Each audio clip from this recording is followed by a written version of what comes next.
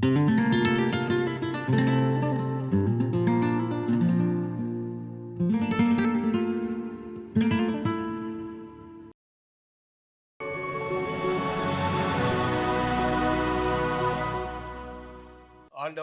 இயேசு கிறிஸ்துவினுடைய நாமத்தினாலே உங்கள் அனைவருக்கும் எங்களுடைய அன்பின் வாழ்த்துக்கள். தினம் ஒரு வாக்குத்தத்த நிகழ்ச்சி மூலியமாய் உங்களை ஒவ்வொரு நாளும் காலையில் இந்த அதிகாலையில் சந்திப்பது எங்களுக்கு மிகவும் மகிழ்ச்சியாக இருக்கிறது. இந்த காலை வேளையில் தேவ ஆவியானவர் நம்மோடு பேசுகிற வார்த்தை கேட்போம். யோபு புத்தகத்திலே 33:4 வார்த்தை வாசிக்க கேட்கலாம். தேவனுடைய ஆவியானவர் என்னை உண்டாக்கினார், சர்வ வல்லவருடைய சுவாசம் எனக்கு உயிர் கொடுத்தது. இந்த காலையில என்ன தலைப்புன்னு கேட்டேன்னா, சுவாசம், சர்வ வல்லவருடைய சுவாசம் எனக்கு உங்களுக்கு உயிர் கொடுத்தது. அவர் தான் கொடுத்திருக்கிறார். அவருடைய சுவாசம் தான் நமக்குள்ள இருக்கிறது. சர்வ வல்லவர் பரிசுத்த ஆவியானவர் தேவன் நம்மை நடத்தி கொண்டு இருக்கிற சொல்லுகிறார். இந்த காலை வேளையில அவருடைய சுவாசம் எனக்கு உயிர் கொடுத்தது. என் அன்பு பிள்ளைகளே, இதை கேட்கிற என் அன்பு சகோதரனே சகோதரியே, ஊழியத்தின் பாதையில் நான் அநேக காரியங்களை கேள்விப்படுவேன். என்கிட்ட ஒரு சில காரியங்களை சொல்லுவாங்க. இன்னைக்கு நிறைய நான் செய்தியில் பார்ப்பேன், பேப்பரை வாசிப்பேன். பெரிய பெரிய அதிகாரிகள் ஏடிஜிபி, ஐஏஎஸ் அதிகாரி, கலெக்டருங்க, டாக்டருங்க, இப்படியாப்பட்டவங்க எல்லாம் டிவியில் மற்ற நியூஸில் பார்க்கும்போது டாக்டர் விஷ ஊசி போட்டுக்கிட்டு மரித்து போகிறார், தற்கொலை பண்ணிக்கிறார். ஐஏஎஸ் அதிகாரி பாருங்க தூக்குகளை தொங்கிடுறார்.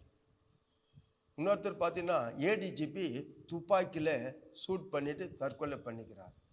இன்னைக்கு தேவனுடைய பிள்ளைகள், இந்த வேத வார்த்தையை நான் ஏன் உங்களோடு பகிர்ந்து கொள்கிறேன்னா, தேவன் நமக்கு உயிர் கொடுத்திருக்கிறார். தேவன் நமக்கு சுவாசத்தை கொடுத்திருக்கிறார். இங்க வேதம் சொல்லுகிறது, பிரசங்கி 7வது அதிகாரத்துல 17ஆம் வசனம் வாசிக்கலாமா? மிஞ்சின துஷ்டனா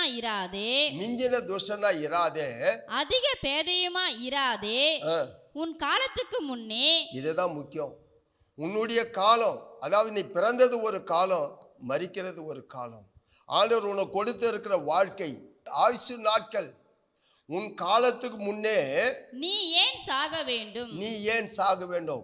உனக்கு இருக்குது, இன்னும் வாழ்நாள் இருக்கு, வாழ வேண்டிய காலம் இருக்கு. ஆனா இடையில என்ன பண்ணிடுறோம்?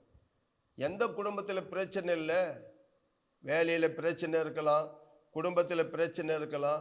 நிறைய பேர் நீங்க பாக்குறீங்கல்ல, எவ்வளவு நியூஸ் பாக்குறீங்க, ட்ரெயின்ல தலை கொடுக்குறாங்க, தற்கொலை பண்ணிக்கிறாங்க, எங்க பார்த்தாலும். இதுக்கு என்ன காரணம்?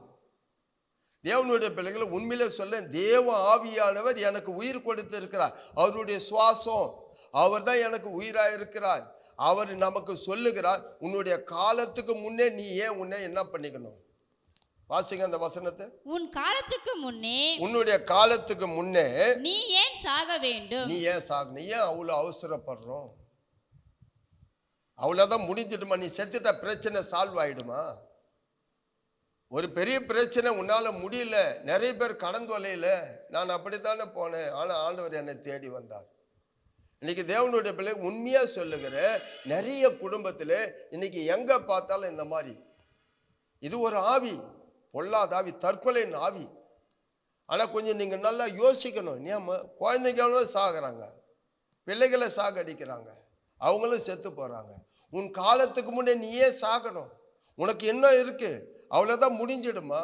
நீ செத்துட்டா பிரச்சனை சால்வ் ஆகிடுமா? நிறைய பேருக்கு அந்த எண்ணம் அடிக்கடிக்கு பிசாசு கொண்டு வரோம். என்கிட்ட வந்து சொல்லுவாங்க, ஐயா இந்த மாதிரி எங்கள் சொந்தக்காரர் ஒருத்தர் திடீர்னு இந்த மாதிரி தற்கொலை பண்ணிக்கிட்டார், என்ன பிரச்சனை? அவங்க சொல்லுவாங்க, ஐயா அது மாதிரி ஒரு பண்டு போட்டிருந்தார், அந்த பண்டில் வந்து பார்த்தீங்கன்னா அவருக்கு நிறைய லாஸ் ஆயிடுச்சு, சீட்டு போட்டார் லாஸ் ஆயிடுச்சு, ஏதோ ஃபைனான்ஸ் நடத்தினார் லாஸ் ஆயிடுச்சு, அதனால ஏதோ ஒரு பெரிய இழப்பு, அவருக்கு அதிகமான பிரச்சனை ஆயிடுச்சு. அன்னைக்கு பார்த்தீங்கன்னா அவர் தற்கொலை பண்ணிட்டு அவங்க பிள்ளைகளெல்லாம் குடும்பமெல்லாம் நடுத்தருவில். இனிமே எத்தனையோ குடும்பங்கள் வேதனையோடு இருக்கு. தயவுசெய்து இதை கேட்குறவங்களுக்கு எவ்வளோ பெரிய பிரச்சனை இருக்கட்டும், எவ்வளோ பெரிய கடலாக இருக்கட்டும், மலையாக இருக்கட்டும், பிரச்சனை காட்டிலும் பெரியவர் ஆண்டவராகி இயேசு கிறிஸ்துவை தேடிப்பார். நீ அந்த பெரியவரை நோக்கிப்பார். உன் வாழ்க்கையில் எல்லாமே மெழுகை போல உருகி போகும். வாழ்க்கையில் எல்லாமே மாறி போகும்.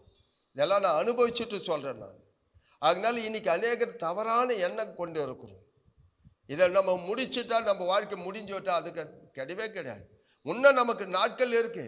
ஆண்டவர் நம்ம உயர்த்துவதற்கு ஒரு பெரிய காரியம். இது பிசாசு தந்திரமான காரியம். யோபு புத்தகத்திலே 5வது அதிகாரம் 26 வாசிக்கலாமா? தானியம் ஏற்ற காலத்திலே, பாருங்க, தானியம் ஏற்ற காலத்திலே வாசிங்க. அம்பாரத்தில் சேருகிறது போல, தானியம் ஏற்ற காலத்திலே அம்பாரத்திலே சேர்க்கிறது போல, முதிர் வயதிலே கல்லறையில் சேருவீர். அப்ப பாத்தீங்கன்னா நமக்கு பாத்தீங்கன்னா இன்னும் நாள் இருக்கு, இன்னும் வருடங்கள் இருக்கு. தானி எப்படி ஏற்ற காலத்தில் அம்பாரத்தில் சேர்க்கிறாங்களோ, முதிர் வயதில் ஆண்டவர் உன்னை கொண்டு போய் கல்லறையில் சேர்ப்பார். ஆனால் அதுக்கு இடையில என்ன பண்ணிடுறோம்? 15 வயசு பையன், 13 வயசு பையன்லாம் இன்னைக்கு இந்த மாதிரி காலம். இதை கேட்குற என் பிள்ளைகளை, உங்கள் குடும்பத்தில் எவ்வளோ பிரச்சனை வரட்டும், எவ்வளோ போராட்டம் வரட்டும், எந்த அலைனா வரட்டும், கவலைப்படாத. ஏசப்பாவை கெட்டியாக பிடிச்சிக்கோ. அவரே நம்பிரு, அவரே நோக்கிப்பாரு. அவரால் என்ன முடியாது? உண்மையில ஏற்ற காலத்தில் அப்படின்றார், முதிர் வயதுன்றார். அப்போ நமக்கு ஏன் பாதி வயசுல எனக்கு மறிச்சு போன எண்ணம் வருது? அதெல்லாம் கண்டிப்பாக சொல்கிறேன், அது பிசாசு கொடுக்குற எண்ணம். தேவனே உங்களுக்கு பார்த்து சொல்ற, ஆண்டவரே உங்ககிட்ட பேசுகிறார், நீ வாழணும், நீ சத்துருக்கள் மத்தியில் வாழ்ந்து காட்டணும், உன் தலை உயரணும், உன்னை உயர்த்துவேன். இதெல்லாம் சும்மா வந்து போகும். ஒரு அலை அங்கே நிற்காது, மறுபடியும் உள்ளே போகும். உலகத்தில் பார்த்தீங்கன்னா உண்மையிலே கடல் இருக்கிற வரைக்கும் அலை வந்துன்னு இருக்கும். கடல் இருக்கிற வரைக்கும், கடல் எப்போ வத்தி போகுது? பத்தாது, அலை வந்துட்டு தான் இருக்கும். அப்படித்தான் வேதம் சொல்லுது. நீங்க பார்த்தீங்கன்னா யோவான் புத்தகம் 16வது அதிகாரம் 33 வசனம் வாசிக்கலாமா? என்னிடத்தில் உங்களுக்கு சமாதானம் உண்டாயிருக்கும் பொருட்டு இவைகளை உங்களுக்கு சொன்னேன். உலகத்தில் உங்களுக்கு உபத்திரவம் உண்டு. உலகத்தில் உங்களுக்கு உபத்திரவம் உண்டு. ஆனாலும் திடன் கொள்ளுங்கள், நான் உலகத்தை ஜெயித்தேன். ஆனாலும் திடன் கொள்ளுங்க. உபத்திரவம் யாருக்குங்க இல்லை? நீங்க இந்த மாதிரி ஒரு எண்ணங்களை கொண்டு இருக்கிறது தப்பு. நிறைய குடும்பம் இப்படிதான் தவறான காரியம். ஏன்னா குடும்ப சூழ்நிலை வரட்டும், என்ன போயிட போகுது?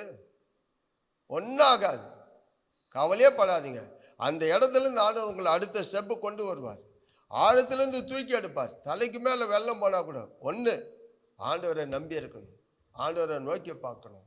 இன்னைக்கு தேவனுடைய பிள்ளை நிறைய வேதனையான சூழ்நிலை, பாடுகள். இந்த காலம் அப்படியாப்பட்ட காலம். அப்போ நீ என்ன பண்ணிட்டு இருக்கணும்?